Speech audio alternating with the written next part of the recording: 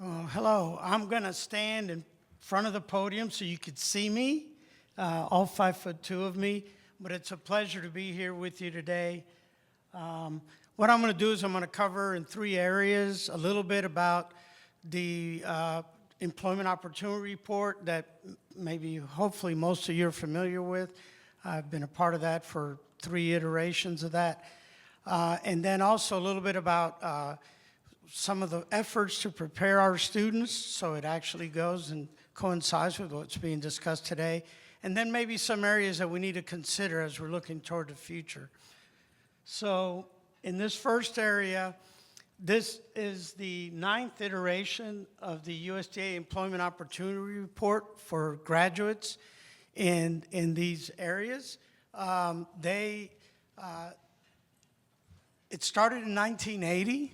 At a time, those of us that remember way back then, the outlook for employment in ag was not very positive, very favorable. And at that time, the USDA wanted to show that the opportunities were still going to be there.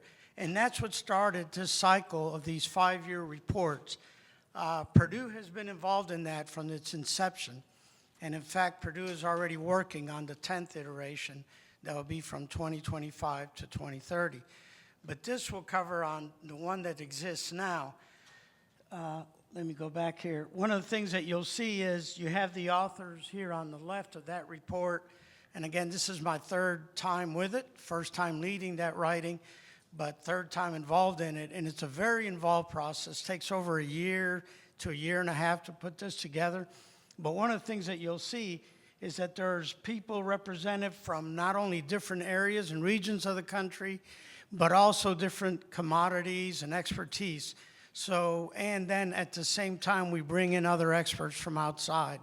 So, but it is a holistic view. One of the interesting things that affected us this time was the fact that we would have a little virus situation happening called COVID-19. And right when we were releasing it, and so everyone was saying, what is that going to do? What is that going to do? But most of us, if not all of us that are in the ag-related areas, animal science, poultry science, know that career opportunities, employment opportunities remain strong and will remain strong regardless of the situation. But it was a bit of a hiccup, I will admit, not only in knowing how close our predictions would be or not, and how we were going to be able to report all this. What you're going to see, this is just to help me. You don't need to read this, but it helps me stay on track on how we put this data together. But from the National Center of Education Statistics, we basically identified about 340 zip codes. These are, consider that majors or areas of study. And that's what we were able to harvest, survey and harvest the number of graduates at the baccalaureate, master's, PhD, and DVM across the country, all right? But it's 300 and almost 40 majors that we looked at across the ways, okay? And we basically divided them into 2 areas. One is what you're going to see as foreign or food, agriculture, renewable natural resources, and environmental sciences. And the other one is allied, knowing that people from all majors will seek employment in our major, in our careers and all that. And then for the demand, we ended up following a lot of the same template that's been going on since the 1980s, inception of this report. And we ended up with 4 basically areas that you're going to find, of which we have 78 careers or employment opportunities, okay? And again, the Bureau of Labor Statistics was predicting at about a 5.2% increase in job opportunities between 2018 and 2028. And so basically for the 5 years of what this study was covered, though it did include the COVID year, it was predicted it would be about 2.6% employment growth from the previous 5 years. So you're seeing here the 4 clusters. And these 4 clusters include management and business, science and engineering, food and biomaterials production, education, communication, governmental service. We came up with this cluster in an agreement. So you're going to see data basically put based on those clusters. So all 78 careers will find their place in one of those. So here you're seeing the job opportunities that are available as predicted by the study, and it was going to be about 59,400 annual openings in these areas, okay? And you're seeing that the large majority of them would be in the business and management area, followed by the science and engineering area, and then pretty closely by the biomaterials and production, and also the education, government, and communication area. Okay, so you're seeing the numbers there. If you look at the distribution, another way of seeing this is that 42% of the job openings that we would find every year would be in the business and management area. 31% would be in engineering and science. 13% in biomaterial or production area, and 14% in the communication, science, and government. That's how that is seen. When it comes to the new college graduates that are being generated each year, you're seeing, again, a comparable amount of college graduates. It will change by major, and you'll see that here in a second. Again, but the large majority of them being in the business and management area. And this one's a stickler because, as you can imagine, every university, every institution, regardless of where they come from, have business and management type programs. Then you have to come up with what percentage do you think of our jobs that are available in the food, agricultural, natural resource, environmental sciences are going to be open to non-ag related type of graduates and that kind of thing. You have the science and those. Oh, well, here we go. This is a commonly misinterpreted figure. Bottom line here, it says that graduate degrees from our ag-related colleges and majors will meet approximately 61% of the job opportunities that are available each and every year across all 4 levels that we looked at. It doesn't mean that 39% of the jobs go unmet or unfilled. And I've actually even seen some of our more respectable agencies kind of maybe misinterpret that and actually have changed some of that wording for them when I was in part of a review process. It just means that if 61% is met by our graduates, 39% are met by graduates in the allied fields, okay? And here's where you see that.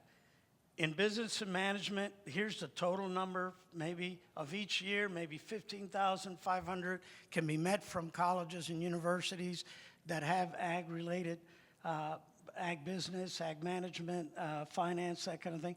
But about 10,100 are going to come from non-ag-related majors. And we want that. We know you're going to see that here in a second. Engineering and science is a little bit even closer.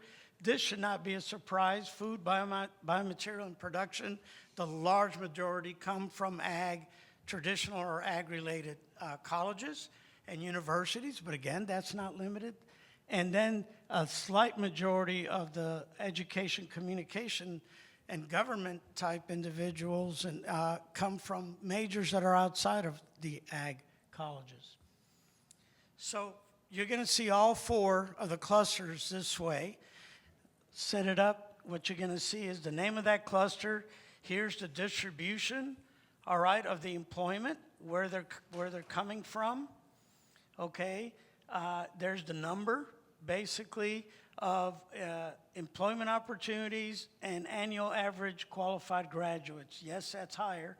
And 43%, all right, of the total graduates will come out of this cluster.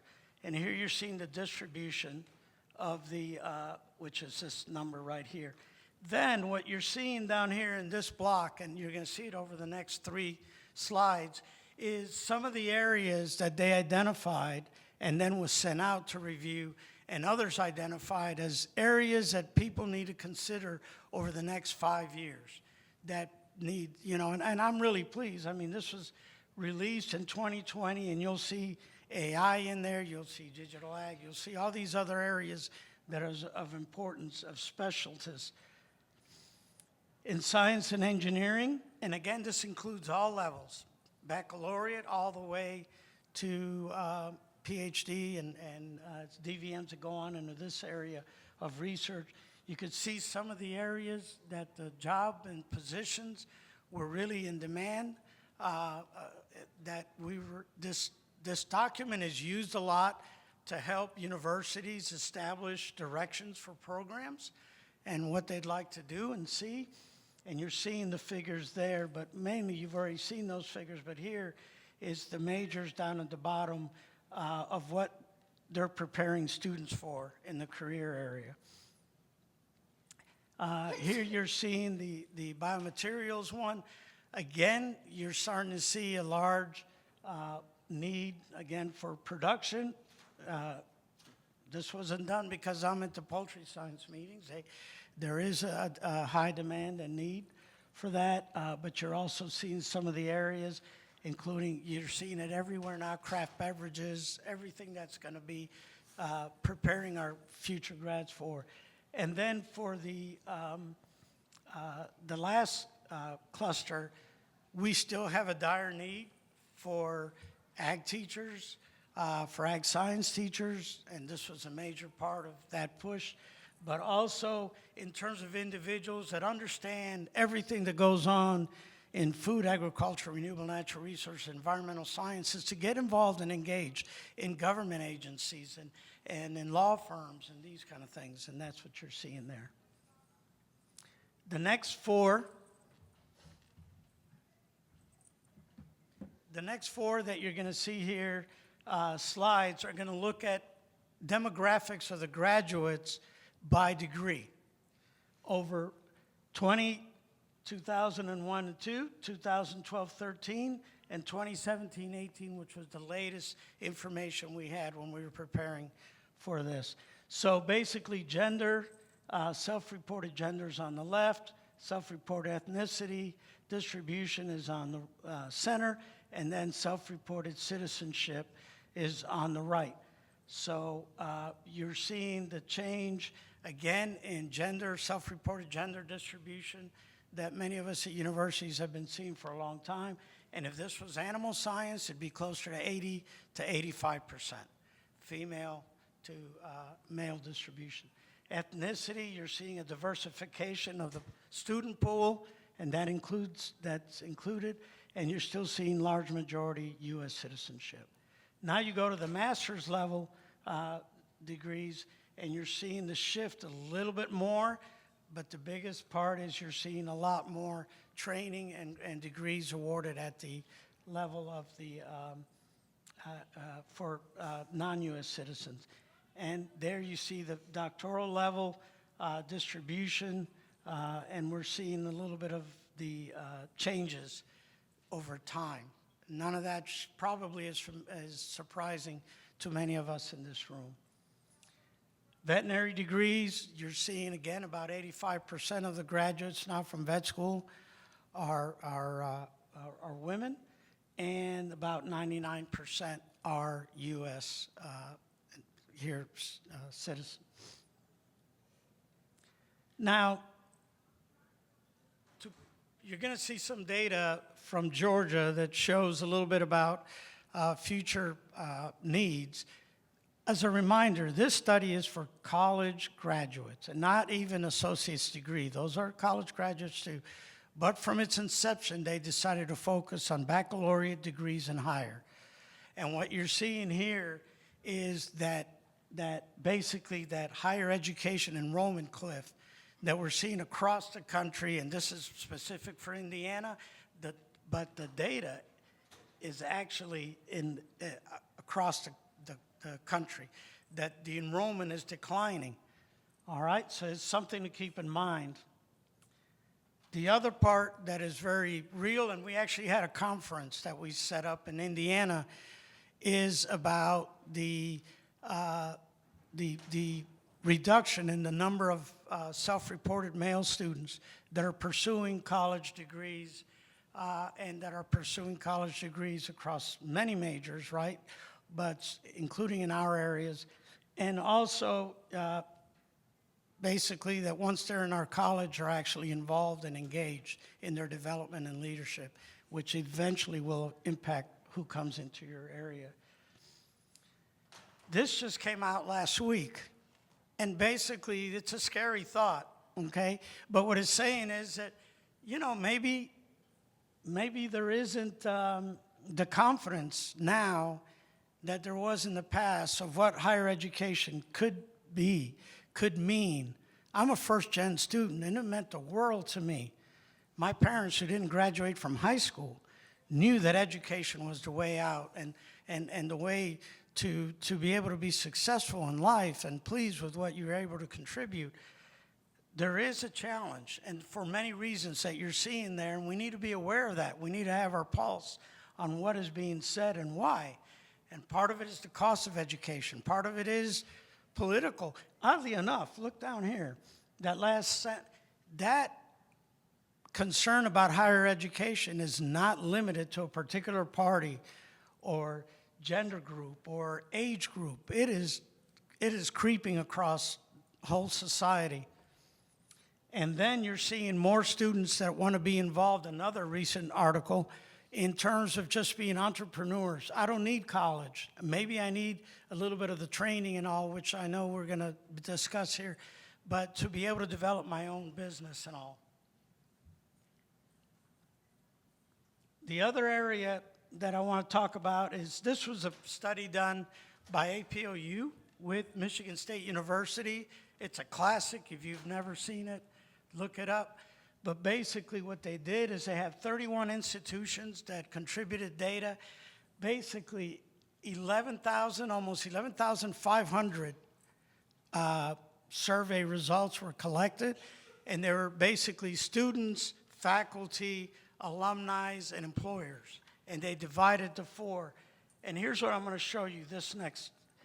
Showing what employers feel are by the most to the least student preparedness gap, in that order, 1, 2, 3, all right? And these are the most important skills that they figured, 1, 2, 3, based on employer. What you're seeing here is how they ranked them. What I want you to notice, and you'll see it even more dramatic in the slide coming up, is that there's a disconnect sometimes with what we're teaching at a university and what employers want or what students think that they need to learn, okay? And what that is saying is that these areas that employers feel our students need to be strong in or whatever may not necessarily be what faculty feel. That's how you read that, okay? Another way of saying it, another way of looking is what do employers look like? They want to see work experience. I say that to my grandchildren all the time. It doesn't matter if you're flipping burgers, you're learning a skill, you're learning how to be accountable, you're learning, so you work skill, internships, career organizations. Oddly enough, some of these other areas are a bit less important in the eyes of employers that were surveyed of this, and that basically is almost 8,000 survey results point at that. And where are we putting, even the donations that I give to my alma maters emphasizes hands-on learning rather than scholarships for me, is give them opportunities to do research and involve. Back in 2016, it was shown that 85%, data showed that 85% of your students' success being employed, moving up in careers, and being successful is due to these professional skills. 15% is the technical skills that we teach them. I'm an animal scientist by training. The science that I learned is already outdated for the most part. But the professional skills you gain continue to moving forward. And it's not just for our majors. Now, here's from 2016 Chronicle of Higher Ed. Across majors. Didn't matter if it was poetry or what. Watch what you're seeing here. What skills the university leaders and hiring managers say are most important for universities to develop? University are in the green. Employers are in the orange. Okay? A lot of the employers were looking for technically competent graduates. That's what they wanted. They thought that's the most important. And don't get me wrong, that's still important. In fact, that's a given. They want technically competent hires. But the university faculty were saying, that we'll teach them that, but they don't know how to write. They're frustrated when they're solving skills and problem solving, or these kind of things are affecting it. There's, again, a disconnect between individuals. Lastly, some trends. This came out, and this is why I think we're here today. Back in 2016, it was 2009, and again in 2016, it was basically looking at how are we going to strengthen the workforce of the agriculture and related industries. And it talked about engaging with one another, including a lot of the businesses, corporations, commodity groups are here today. And you could see they set out a number of steps for changing how Ag Ed was going to move. And I love this, number 6, building stronger inter-institutional connections. Number 8, building strong strategic partners, which poultry science is wonderful about that, okay? Agrinovus in Indiana knows what the future is showing in terms of their concern and how Indiana is going to be involved in looking at the next generation of ag bioscience leaders. And so what they're saying is we want to prepare students for those careers that are going to help move our state forward. And by the way, we're intentionally going after the computer science majors, the artificial intelligence individuals, the digital and robotics individuals. We don't care if they go to Purdue or not, which is ag, or Huntington, which is ag, or some of the other schools or whatever.